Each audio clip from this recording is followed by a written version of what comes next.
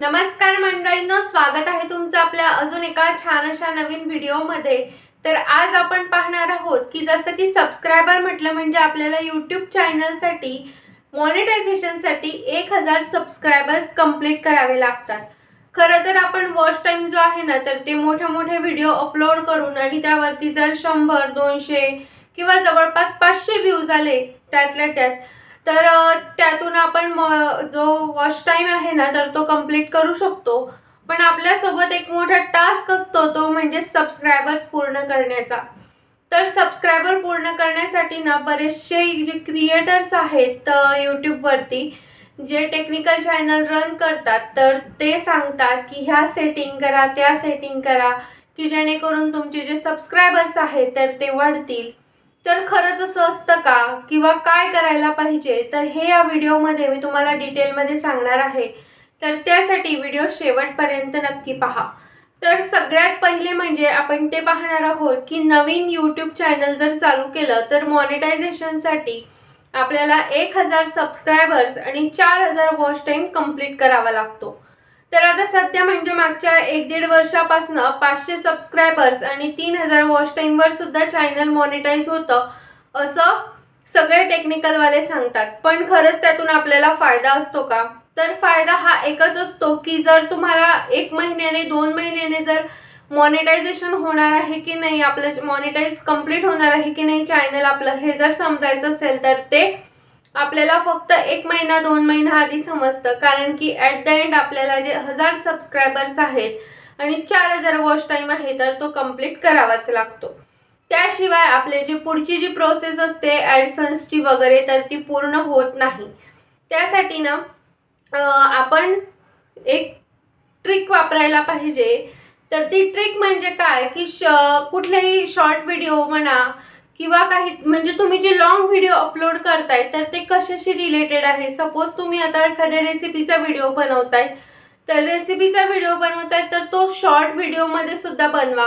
म्हणजेच काय होईल की लोक तुमचा शॉर्ट व्हिडिओ जे आहे ना तर ते सध्या आता खूप ट्रेंडिंगला चालू आहे। म्हणजे कोणीच आजकाल 10-15 मिनिटं वगैरे असे व्हिडिओ बघण्यासाठी कोणीच तयार नाहीये। त्यामुळे शॉर्ट व्हिडिओ जर आपण एकदम छान अट्रॅक्टिव्ह बनवला, छान एकदम ट्रेंडिंग वगैरे म्युझिक लावलं ना तर ते म्युझिक ऐकण्याच्या याने तरी लोक आपल्या व्हिडिओवरती थांबतात। तो व्हिडिओ जो असतो तो 30-40 सेकंदाचा असतो तर तो पूर्ण बघतात आणि त्यामुळे मग ते चॅनलला सुद्धा आपल्या सबस्क्राईब करतात।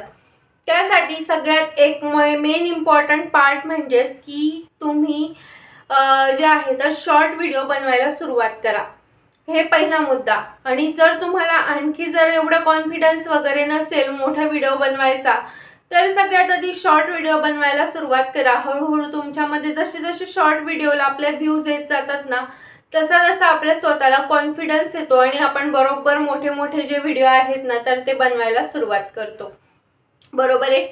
तर त्यानंतर दुसरा मुद्दा म्हणजे मी तुम्हाला सांगितलं की बरेचसे क्रिएटर सांगतात की ही सेटिंग करा ती सेटिंग करा। तर त्या सेटिंग केल्याने खरंच सबस्क्रायबर्स वाढतात का? तर YouTube वरती कुठलीही जी सेटिंग आहे YouTube स्टुडिओमध्ये किंवा आपल्या YouTubeच्या चॅनलमध्ये तर कुठलीच सेटिंग करायची नाही, काहीच करायची गरज नसते। जे आपल्याला रिक्वायर्ड असतं बाय डिफॉल्ट ते ऑलरेडी ऑन असतं। त्यामुळे काहीही ऑन करण्याची किंवा इनेबल डिसेबल ऑन ऑफ करण्याची काहीच गरज नसते। जे काही रिक्वायर्ड असतं ते ऑलरेडी ऑन असतं आणि जे रिक्वायर्ड नसतं ते ऑलरेडी ऑफ असतं। त्यामुळे काहीच सेटिंग चेंज करायच्या नाही, कारण त्या सेटिंग वगैरे चेंज केल्यामुळे सुद्धा तुमच्या चॅनलला प्रॉब्लेम येऊ शकतो।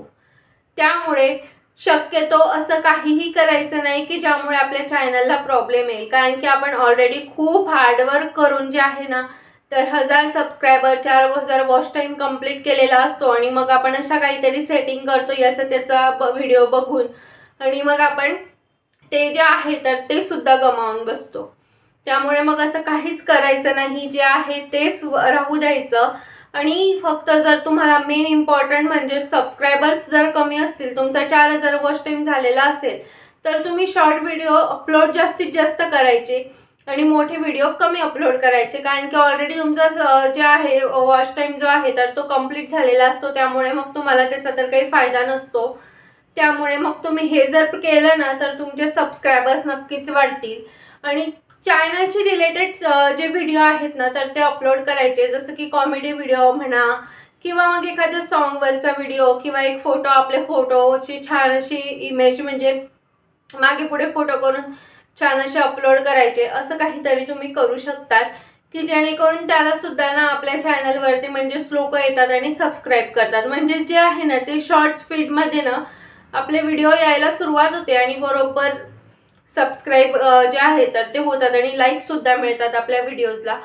तर ही एक सगळ्यात मेन ट्रिक आहे. जर तुम्ही व्हिडिओ म्हणजे यूट्यूब चॅनल चालू करताय आणि तुम्हाला वाटत असेल की मला कोण सबस्क्राईब करेल, काय करेल, तर सगळ्यात आधी ना तुम्हाला स्वतःवरती कॉन्फिडन्स येण्याआधी तुम्ही ना सगळ्यात आधी शॉर्ट व्हिडिओ अपलोड करायला सुरुवात करा. तुमच्या चॅनलला म्हणजे एखाद्या व्हिडिओला जर 2000+ शॉर्ट व्हिडिओला जर व्ह्यूज आले ना तर ऑटोमॅटिक तुमचा कॉन्फिडन्स सुद्धा वाढतो. तुम्हाला बोलण्यासाठी सुद्धा एक छान असा कॉन्फिडन्स येतो आणि मग तुम्ही व्हिडिओ जे आहेत ना तर ते खूप छान असे तयार करतात. तर अशी कुठलीच सेटिंग वगैरे काहीही करू नका, कोणी काय सांगतंय ते काहीच करू नका. फक्त शॉर्ट्स व्हिडिओवर फोकस करा. जर तुम्हाला सबस्क्रायबर्स वाढवायचे असतील आणि वॉच टाईम वाढवायचा असेल तर पहिले सुरुवातीला ना 8 मिनिटाच्या वरतीच व्हिडिओ अपलोड करायचे. म्हणजेच काय होतं की आपल्या व्हिडिओला म्हणजे सगळे जनरली मॉनिटायझेशन झाल्यानंतर सुद्धा ना 8 मिनिटानंतरचेच व्हिडिओ अपलोड करायचे असतात, कारण की त्याच व्हिडिओजला आहे ना ॲड्स वगैरे लागतात आणि त्यातूनच आपल्याला इन्कम येतं, असं काहीसं आहे. तर तुम्हाला हा व्हिडिओ कसा वाटला, की कसं म्हणजे खरंच जे बाकीचे चॅनलवाले सांगतात ते खरं आहे की हे खरं आहे, तुम्ही हे स्वतः एक्सपिरियन्स करा आणि मला नंतर कमेंटमध्ये नक्की सांगा की हे बरोबर आहे की चुकीचं आहे. आणि तुम्हाला हा व्हिडिओ कसा वाटला ते मला कमेंटमध्ये नक्की सांगा.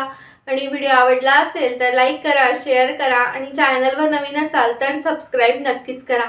चला तर मग भेटूया पुन्हा अशाच एका छानशा नवीन व्हिडिओमध्ये. तोपर्यंत बाय.